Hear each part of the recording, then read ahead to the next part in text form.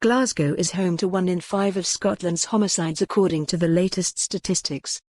The figures, which include murders and culpable homicide, show there were 13 cases in the country's largest city. The figures show that Glasgow has almost twice the number of homicides than the rest of the country based on population.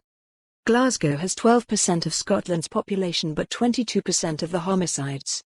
However, it has been noted that the victims are not necessarily from the same place where the killing took place.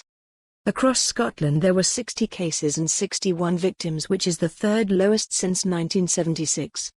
The total for Scotland has dropped by 35% in the last decade, falling from 80 deaths to 60. Glasgow has been responsible for 1/3 of the decrease.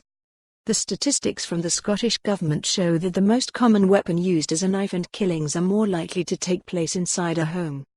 The breakdown of the homicide cases show that men are more likely to be the victim, in 46 of the 61 victims being male.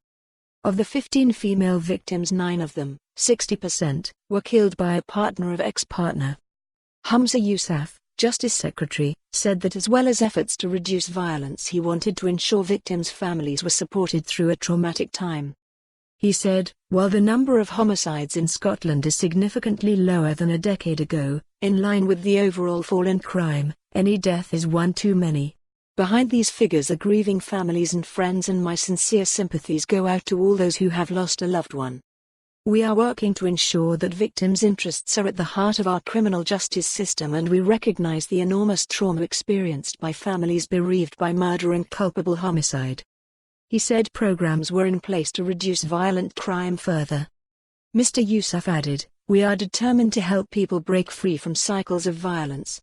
We will continue our efforts to drive down violent crime, both through education and enforcement, supporting prevention work with people of all ages, and ensuring Scotland's law enforcement agencies and courts have the resources to deal with those who harm others."